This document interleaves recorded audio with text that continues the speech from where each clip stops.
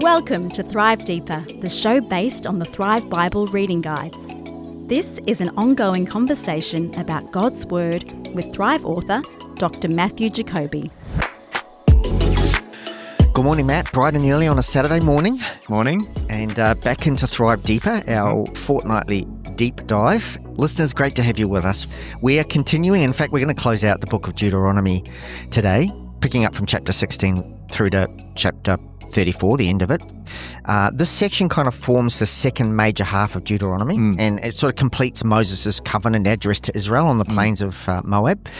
And then the chapters move from sort of the law to exhortation, covenant, ratification, promise and warning, which we'll see as we move through it. And then obviously finally succession and the death of Moses. So up to this point, we've had probably more exhortations to remember the Lord and be faithful and love the Lord. And in this section, we get more laws. Yes. Now, we've already had a lot of laws. I think it's worth saying, Stu, at this stage, we've just actually recorded an episode in our Thrive Perspectives podcast where we talk about how do we apply the law of Moses today. And there's so much to say about that because too often we can see these laws as archaic or dismiss. We just dismiss them, right? Yeah. And we can't do that. We can't do that. We talk about that in that episode. We miss so much, and we talk a lot about that in that episode. And I really would encourage listeners to go over to listen to that. So we're going to fly over the top of this. We're going to dip into some aspects of this. I think one of the things that we did that I will pull from what we talked about in that episode, the law of Moses is essentially working from an ideal that is laid down in creation. It's working with this notion of human beings as being in the image of God, the idea of true community, God first, and all of these ideals. But it's a step towards those ideals, right? Yes. From where they are in this very messy situation, what is an example of a step forward? And it's important to say that this is not a complete set of laws that covers every imaginable situation that you could think of in life. These are given as examples of the application of principles to different scenarios of everyday life. And it's quite selective. The idea is it's an example of what does it look like? What does a step forward towards this ideal look like from this very messy situation?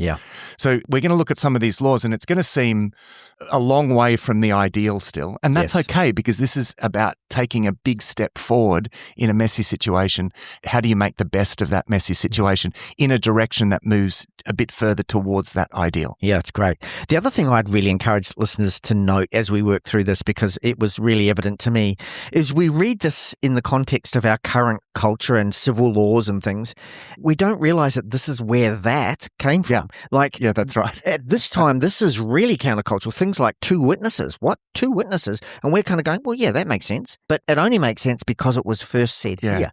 And I think it's important as we read these and we go, oh, well, that's what we do. It's like, well, and that's where this came from. Yeah, that's right. So as I said, we're going to fly over the top of this. I think last week we got up to about chapter 16.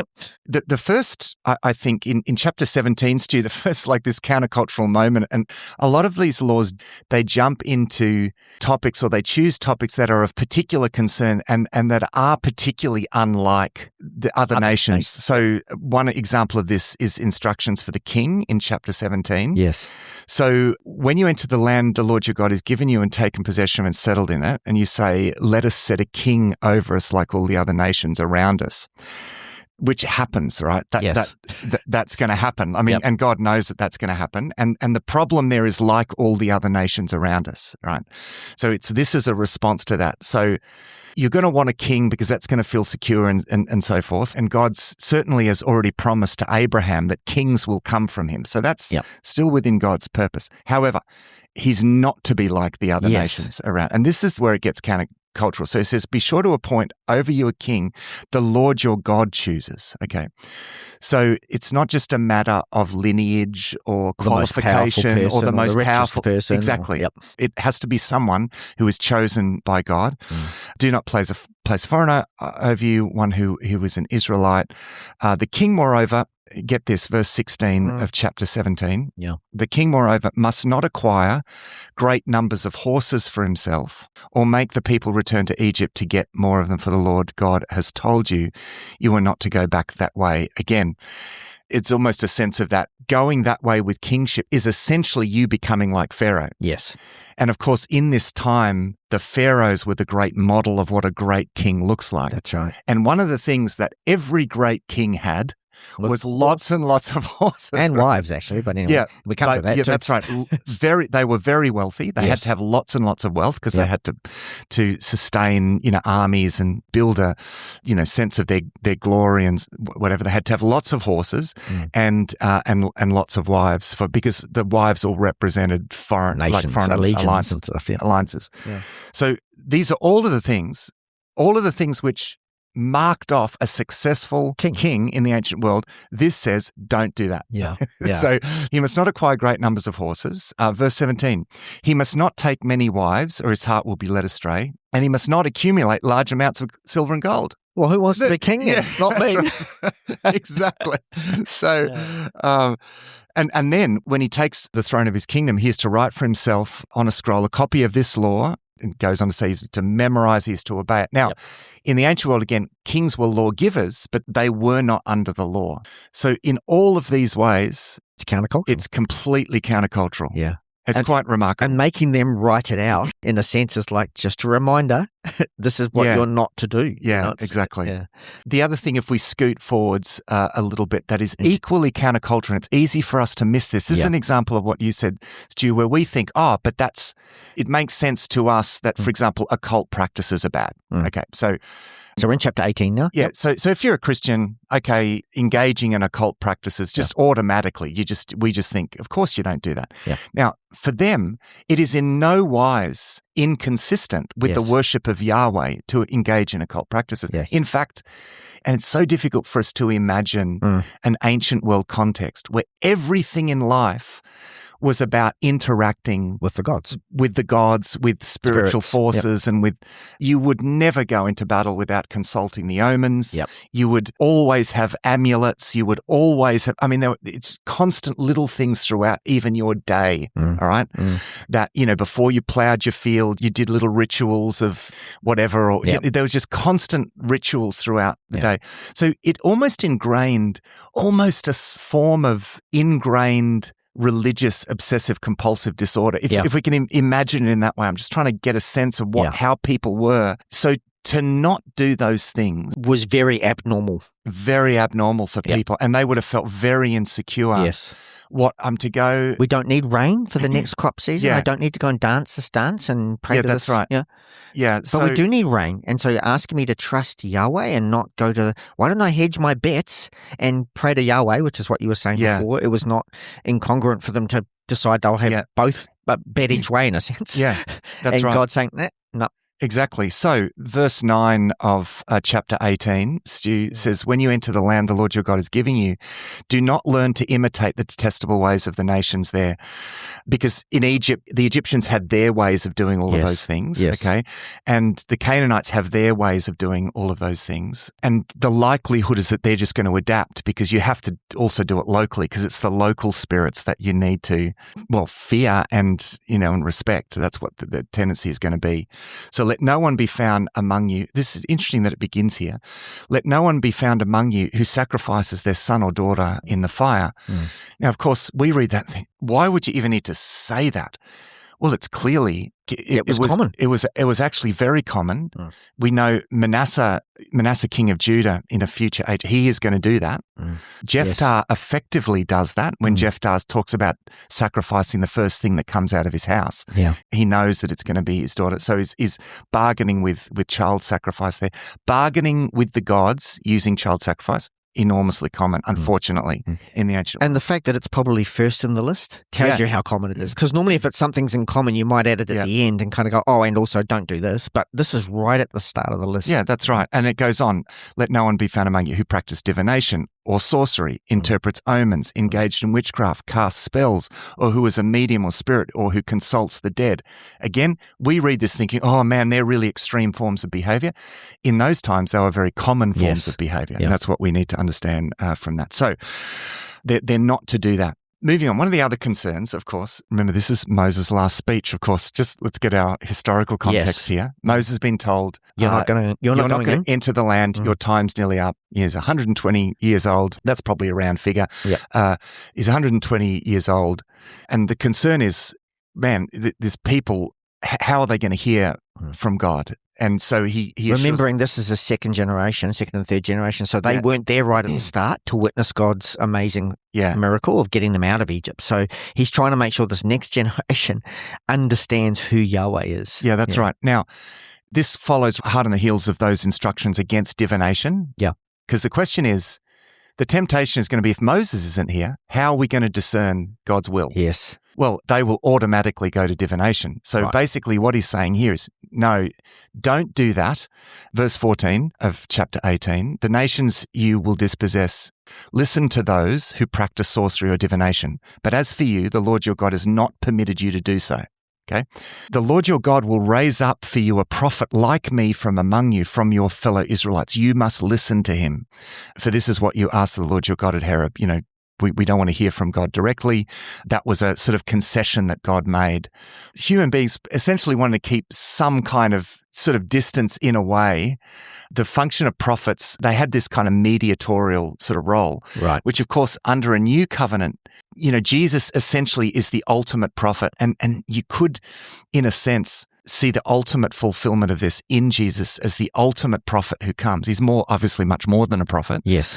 But he is the one ultimately who fulfills us. And from Christ onwards, because we have the Spirit of Christ in our hearts, you know, God still can speak to us through gifts of prophecy, but we don't have prophets as they did in Old Testament times. This is a concession to the fact that there's a kind of a distance here. Yes. And there's this need to mediate that distance. And so he's going to raise up prophets. And so, of course, Stu, we have the scriptures. Yes. From here on, from, you know, Joshua onwards, and they're known in the Hebrew Bible as the former prophets because they were edited by prophetic schools. There are always going to be these prophetic figures. Some of them we know, many of them we don't know. They're often alluded to, you know, as the prophet, you know, the book of the prophet this and the book of, some of them, you know, like the book of Jasher or whatever. Now, we never hear about Jasher, but there's apparently a book, you know, of that or whatever, you know. So we have allusion to these prophets that are, you know, in their midst.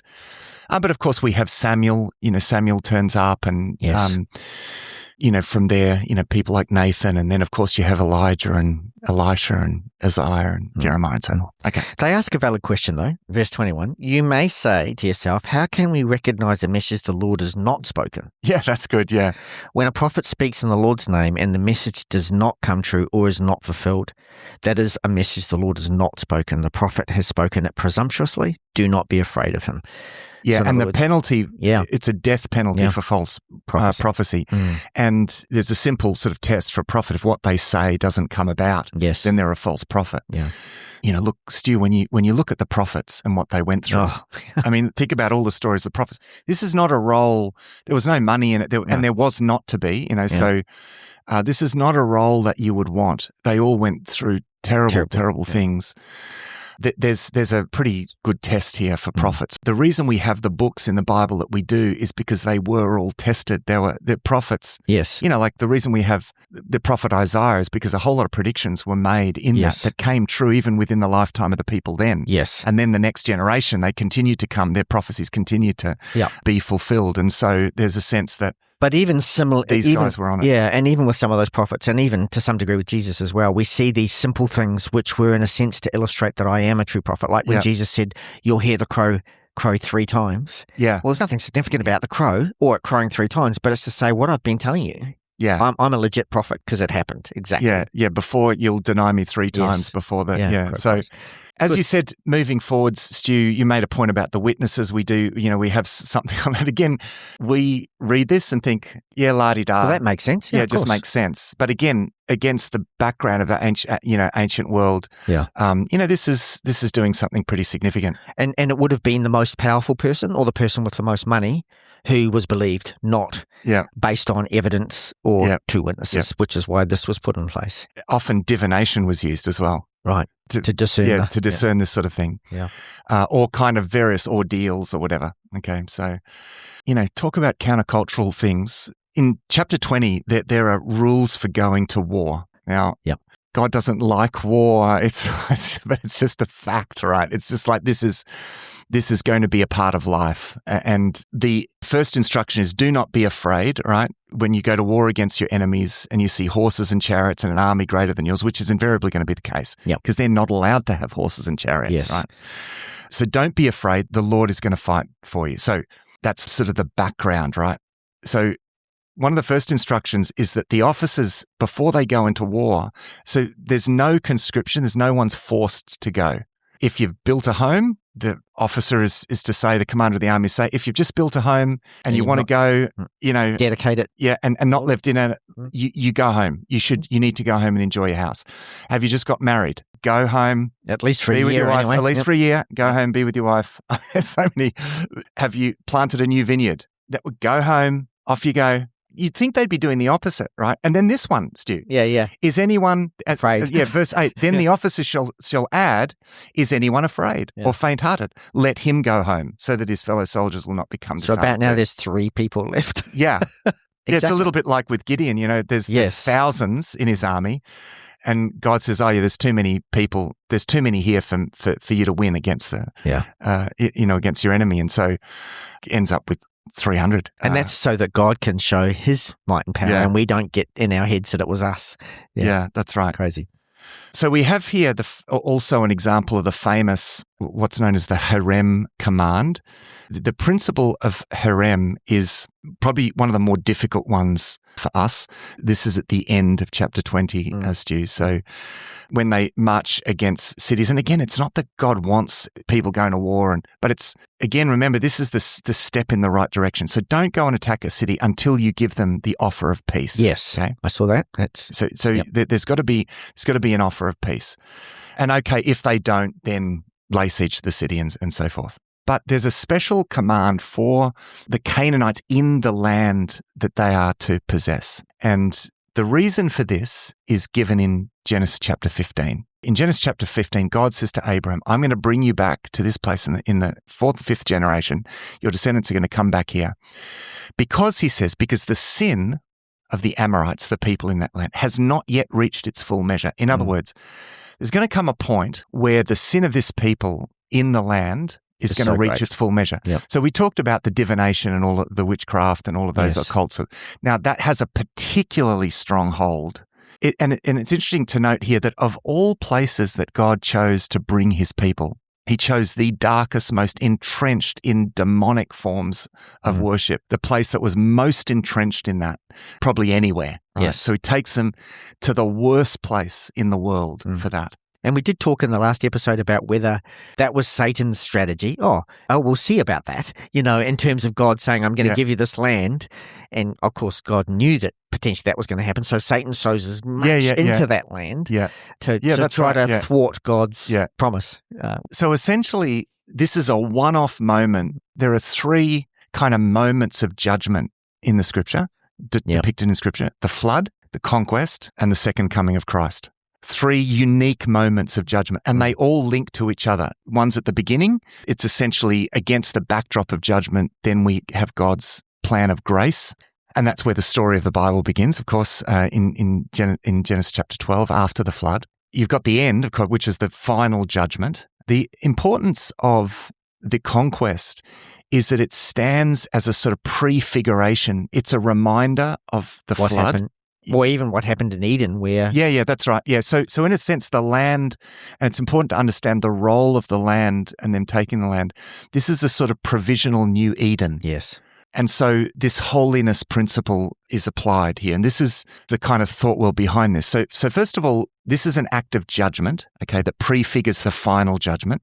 And so it has to be complete. right? So it's a one-off act of judgment, right? I mean, this is where we've got to be very careful of taking the language of the conquest, talking about physical wars that are fought. And, kings down through church history have loved to take this, like the Crusaders would have taken that language and, we're conquering the land. No, that was a one-off thing for them. I think that's important. But there's also a religious aspect to this as well, a purification aspect. This is about purifying sacred space. And this is to be a provisional new Eden, and it's to be completely purified, right? So there's that principle. So harem is a word that is translated in our English Bibles as it'll say of such and such a place that it is devoted to destruction. Right. So I'm devoting this city to destruction. So Jericho was a city that was devoted to destruction. Now, by the way, the cities that's said about were not just civilian villages. Don't imagine just civilian villages. They're fortified cities. They're fortresses, right?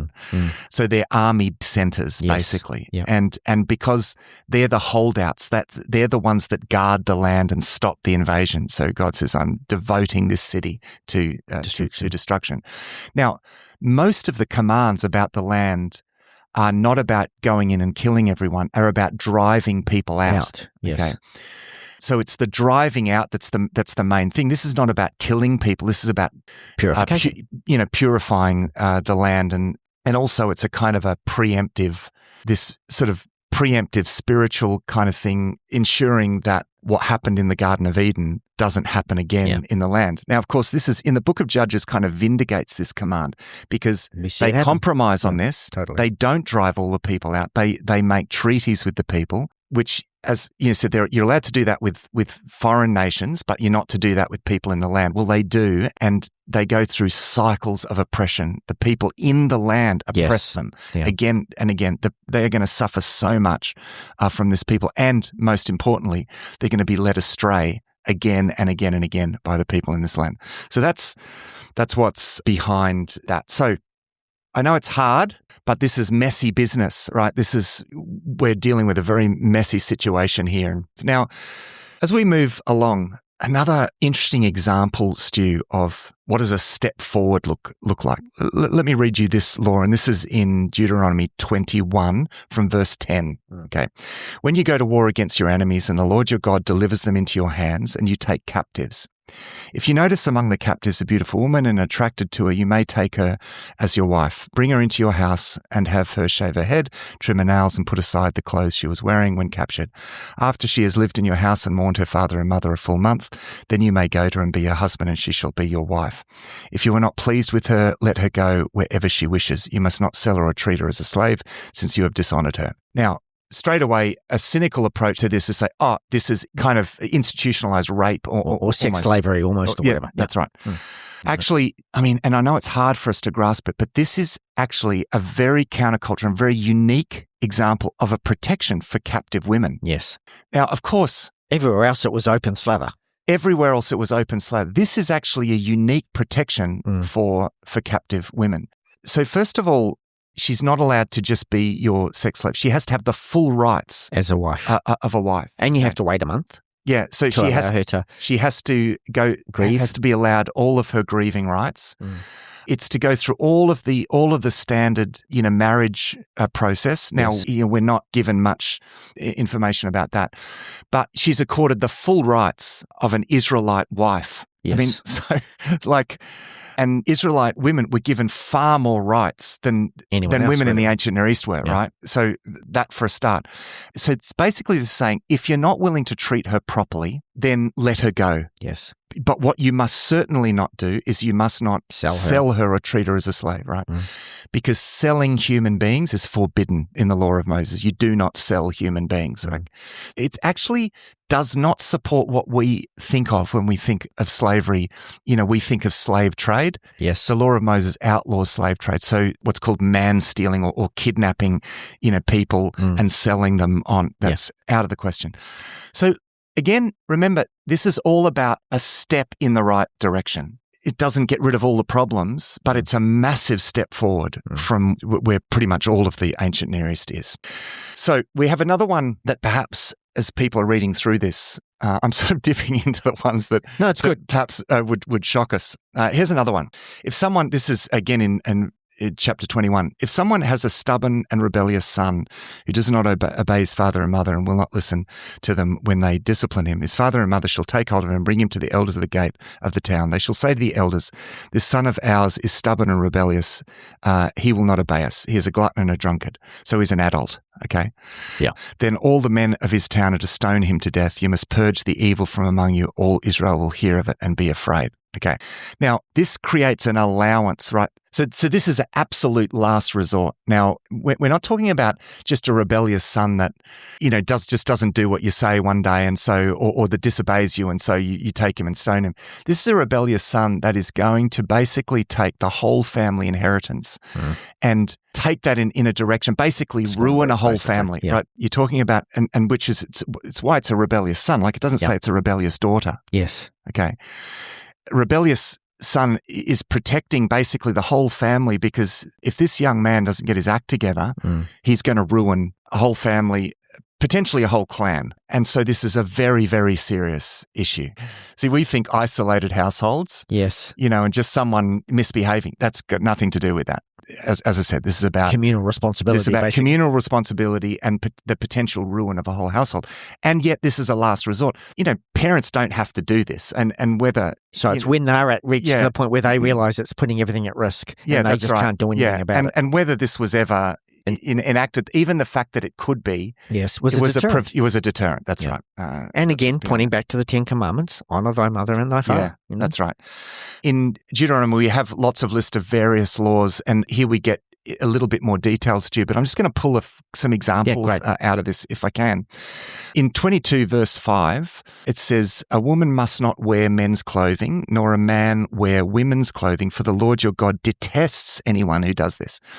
So there are certain forms of behavior where we have that line that this is an abomination or the Lord detests. Very, very strong kind of religious language there. Like this is particularly, so we get that about, for example, bestiality, homosexuality. There are certain forms that it says the Lord particularly attests, which again, whenever you have that, it's like for all time, like, because if the Lord detests, if it says that, then he doesn't change. The Lord doesn't change, right? So let's just try to capture what the issue is here with this.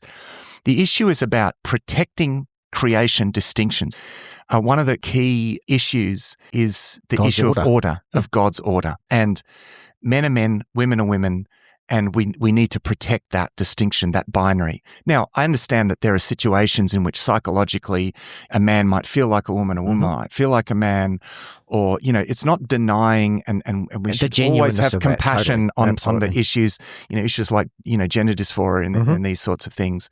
But we're also not to be led by our psychological states, okay, and our desires. That is a very key difference. Now, it's a key difference in our culture because we're in a culture of what the philosopher Charles Taylor refers to that's ruled by what he calls expressive individualism. You sort of doing what you want. It's everyone has a right to do whatever they want. We want a society where people can choose not to do things God's way. So that's fine in one respect. But in the community of God, like if you choose to do something, if you choose to walk with God, you need to understand that what does that mean? That we're working towards an ideal. That right? means so whether you feel like it or not, whether you feel like it or not, this is the step in the right direction. So the clothing issue is about protecting these vital creation distinctions. Yeah. That same sort of principle is expressed in practices that perhaps have a more symbolic, I think perhaps practical in some cases, but a more symbolic function. So verse 9, do not plant two kinds of seed in your vineyard. Do not plow with an ox and a donkey yoked together. Do not wear clothes of wool and linen woven together.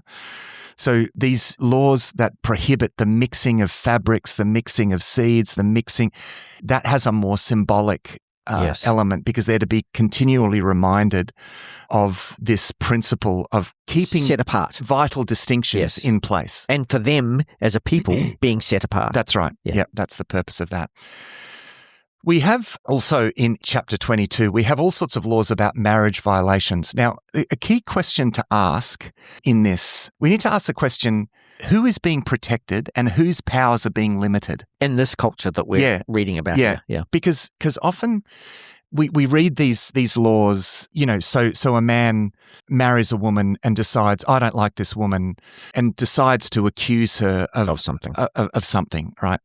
And one of the most common things in that day, she wasn't a virgin. In that culture, right? That was one of the accusations, that I don't like her anymore, or, I've had my way with her. Which happened. Like I'm just we'll get married, so I have my way with you, and then I'm off to the next option. Yes, that's ruled out here, okay? Because you're not to dishonor. You need proof. You are committed to this woman. This is actually protecting the woman. It's also creating a culture in which it was prohibited to just jump from one to the other. Yeah. Now, there were cases in which divorce was allowed. Again, this is an example. Jesus himself says Moses allowed you to divorce your wives as a concession, right? This is Jesus explicitly acknowledging that the law of Moses is a step forwards, yes, but with lots of concessions to cultural context, right? Yes. Starting where they are. Yeah, that's right. Starting where they are. And so the line here, it says, because the man has given an Israelite virgin a bad name, it's protecting her good name. And so we just need to not overreact, because the cultural context was often actually quite cruel. And these laws are limiting the power of people who might abuse that power and protecting vulnerable which at the people. time women were. Yeah, and it's not perfect protection. There's still very unfortunate situations, but it does significantly ameliorate some of these circumstances. So you just need to, when you read these laws, understand. Now, again, Stu, at this point, people might say, "Oh, why even look at this stuff then?" Because it's examples of what a step forward looks like. Because so many situations, Stu, we are going to be in real life, okay, where we're faced with such complicated ethical circumstances where an ideal solution is never going to be possible. Yes. So we're going to ask the question, we've not got to therefore let go of the ideal. We have to hold on to the ideal. How do I and get we have a step to say, closer? what is a step forward towards that ideal? Yeah. Right? And I think that's true of all of us in our salvation journey. When we first become a Christian, we're not going to suddenly that day put everything right. It's a journey of time, and it's about just taking steps forward. I've been cheating on my tax. Well, I'm not going to do that anymore. There's my first step. But hey, there's all these other things going on in my life. And I don't know about you, Matt, but for me, there's always stuff going on in my life that I'm trying to work on to get a step closer to God's perfect plan for me. Yeah, that's right. There's a remarkable law, Stu, that I want to point out in Deuteronomy 23, verse 15 and 16. Let me read this. Right. If a slave, straight away what is advocating? No, listen to this. If a slave has taken refuge with you, do not hand them over to their master. Let them live among you wherever they like, in whatever town they choose. Do not oppress them. Every commentator says, in the ancient world, this is absolutely remarkable. They would have been saying that's ridiculous. Yeah, exactly. And in fact, every other ancient law says completely the opposite. Yeah. They would have said, if a slave has taken refuge with you, you must send them back to their master, right? Yeah. This says completely the opposite. And this is not only Israelite slaves, but it's assuming that a lot of slaves will come from other nations where slaves were very much mistreated and didn't have rights like they do under the law of Moses. Because remember, the law of Moses has already limited a term of slavery to 6 years. Yes. And it's also limited how you treat them. Yeah, how you treat them, right? So if a slave is mistreated and they're injured, they get to go free and they can live wherever they want. There are all of these protections for people who have no property, all built into the law, right? And so this is saying, let them live among you.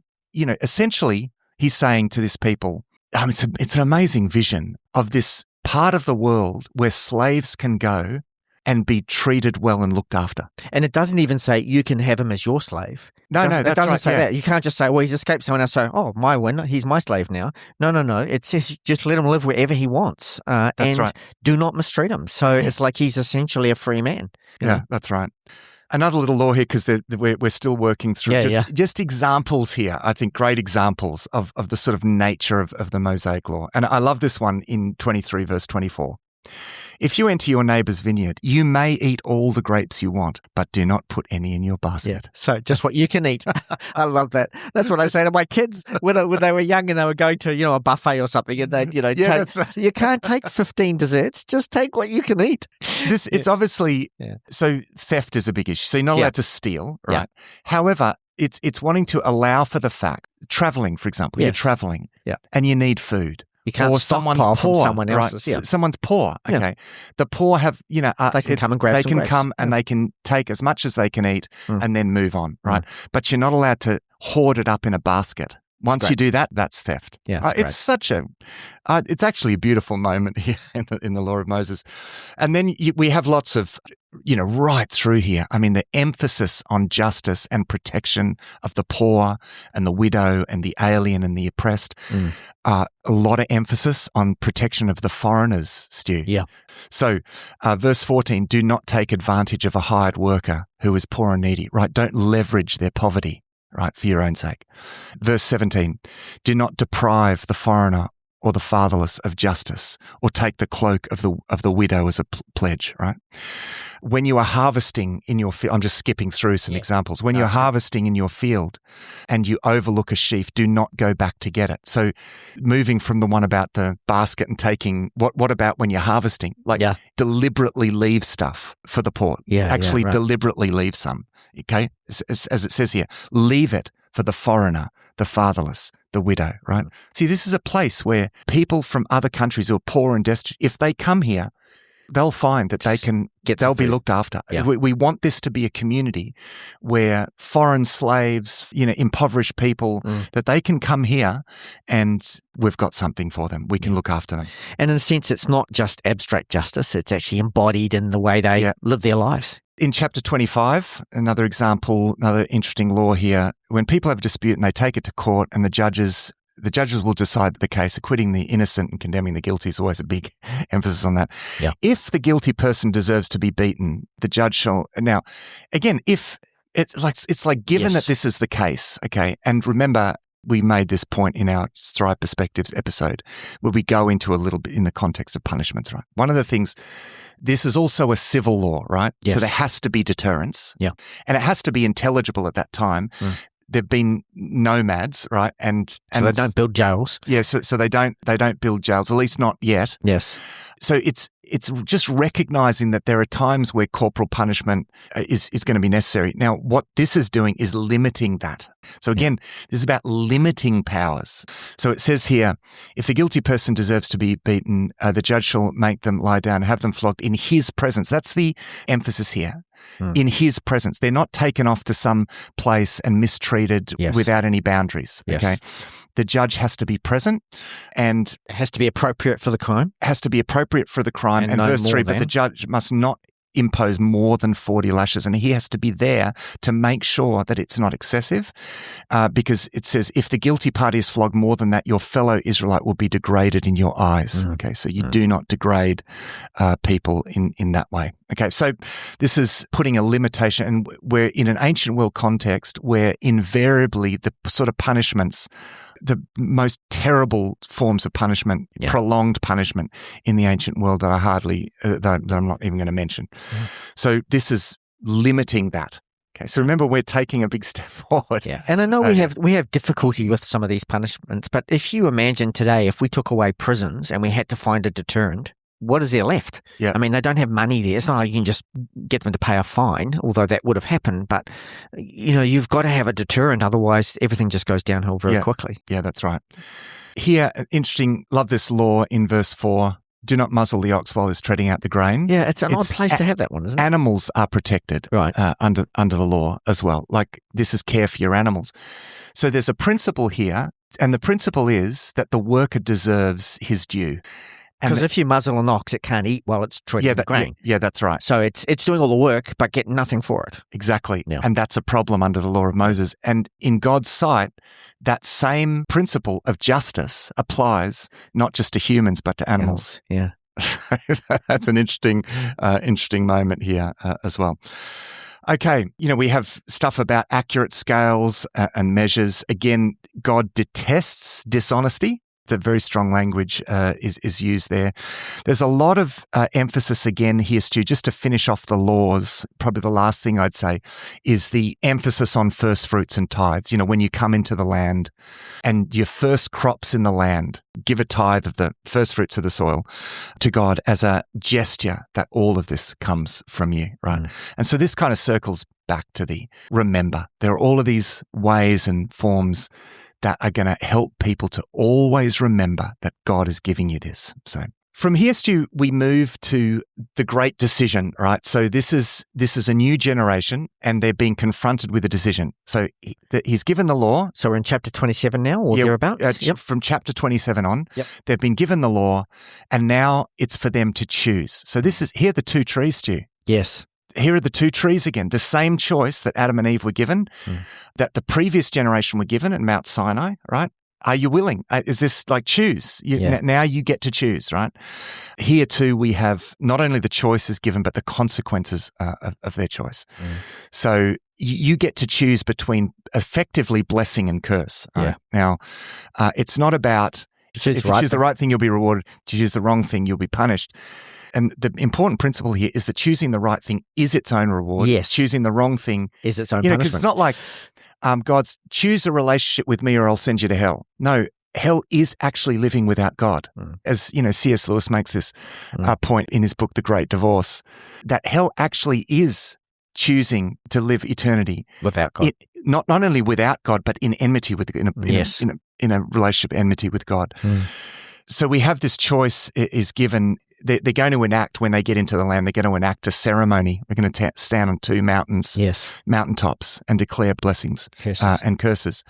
And there's a selection here of what they're going to say. They're going to take a selection of various laws as a sort of token selection, So, cursed is anyone who makes an idol, and all the people shall say, Amen, right? So, and then cursed is anyone who dishonors their father and mother, and all the people shall say, and so it's kind of a liturgy, right? I was going to say the first liturgy that we see in the Bible. Yeah, it's the first liturgy, right? So you get cursed is, and moves their neighbor's boundary stone, who leads a blind man astray, who withholds justice, who sleeps with his father's wife, who has sexual relations with an animal, who sleeps with his sister, who sleeps with his mother-in-law, who kills their neighbor secretly, accepts a bribe. All of these, it's just a selection of different kinds of laws that are meant to point to the whole thing. If you do this, you're choosing a pathway that leads to destruction, essentially. That's what the cursed is. It's like, just be mindful. If you choose that, this is where that's going to go. And then chapter 28, we have this much more at length. So these are the famous chapters 28 right through to chapter 30. We have, first of all, blessings for obedience, and then we have curses for disobedience. And then the choice at the end. And then a choice at the end. So this is, Stu, the blessings and curses are very tangible blessings and curses. And this is where my point about understanding that choosing to walk with God is its own blessing, and rejecting God is its own curse.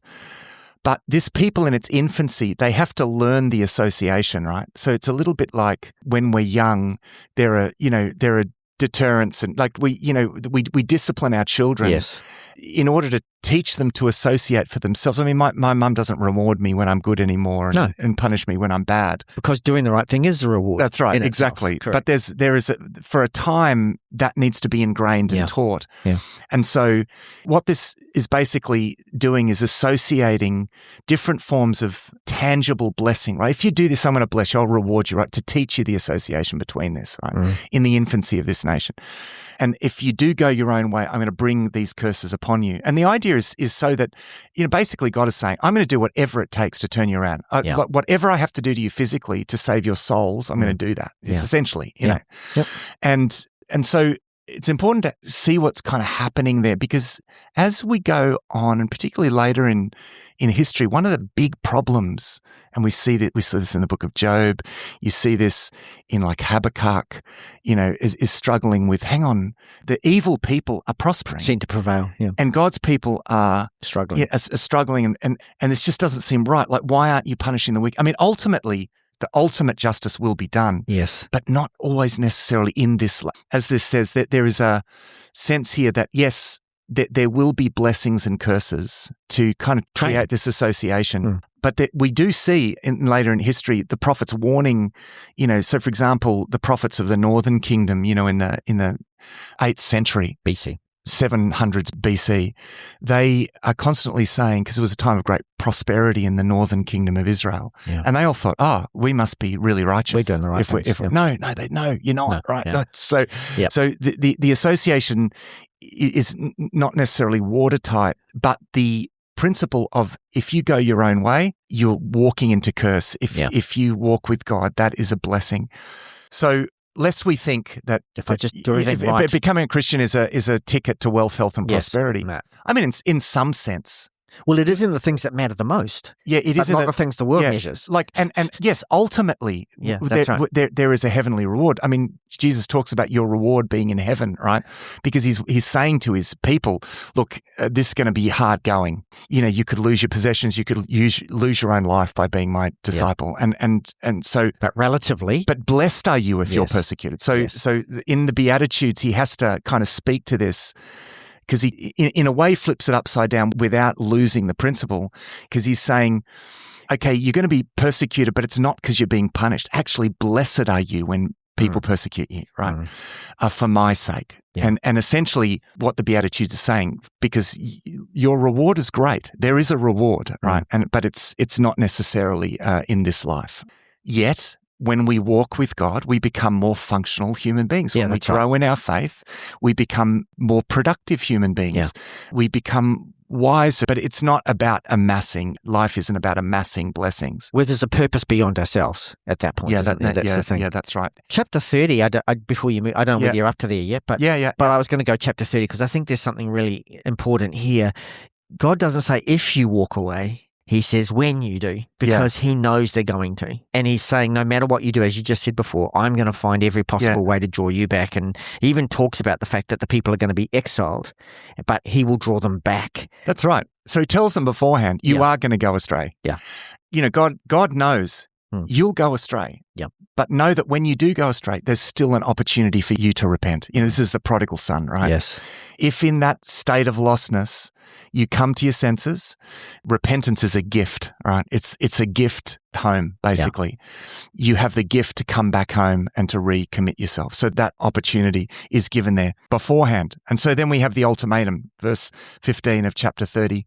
See, I set before you today life and prosperity, death and destruction. For I command you today to love the Lord your God, walk in obedience to him and to keep his commands, decrees and laws.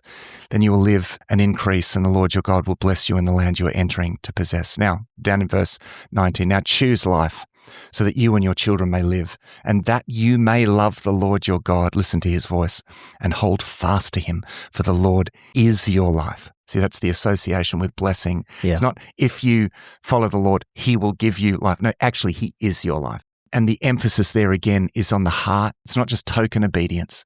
Love the Lord your God. And if you love God, you'll trust him, right? This is just walk in this way. Hold fast to him.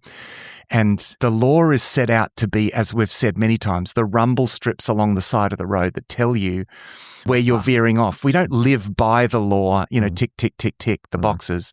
No, we live by love. We love the Lord our God. We love our neighbor as ourselves. Honoring what is sacred. And the law is there to set the boundaries and to guide us in that. So that's the law. And as we come to the end of Deuteronomy, it's a sad sort of moment because we're saying goodbye to Moses here. And so Joshua is going to succeed Moses. He's probably terrified.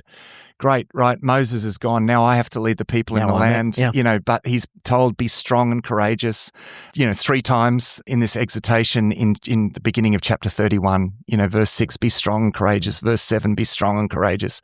Verse 8, the Lord himself will go before you and be with you, right? He'll never forsake you. Do not be afraid. Do not be discouraged, right? So it's actually at that moment that Israel's rebellion is predicted. It's like you are actually going to go astray. And when you go astray, be sure that that return. And so Moses is to write down a song and they're to sing this song. To remind them, right, that this has been predicted that you'll go astray and that when you go astray that you can come back. And so the Song of Moses is largely a sort of memorized testimony. They're to memorize it, they're to sing the song so that they're reminded, listen, God predicted all of this beforehand. It's almost like the song kind of provides the open door. It's like, I'm going to give you a key and I know that you're going to go the wrong way. And when you carry this key, and the song is like a key, right? Yeah. When you go your own way, the key is going to remind you, first of all, of what you've forsaken, right? Yeah. When you look at the key, you're reminded of home, right? And that should bring you sadness and grief, but also reminds you, you've still got the key. You can still Yeah. come home. Yeah. Which reminds us that our human obedience ultimately depends Yeah. on divine grace. Yeah. We can't do it on our own, and God knows that. Yeah. You know. And it has all of the warnings. Yeah. You know, In the there. song. So just, in the song, it's like, it's essentially, don't say I didn't warn you, right? So when these things happen to you, hopefully you've memorized this song and you'll think, oh, hang on, what's happening to us is what is recorded in this song. Let's turn back. And can I just say, song, we sometimes go, well, why a song, Let's remember that that's a great way to remember things. Yeah. If you think about even how we teach kids the alphabet, we do it with a song. Yeah.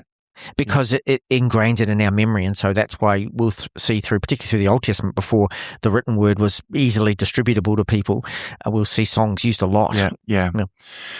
And then finally, Stu, as we bring the book of Deuteronomy to a close and the life of Moses to a close. So he's taken up to Mount Nebo.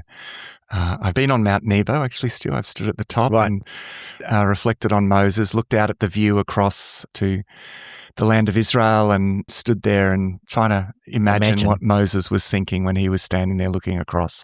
But the Lord took him to himself. And at the end, the Lord is faithful. I mean, Moses has seen the faithfulness of God, and he gets to finish his life having experienced something beyond what any other human being had ever experienced.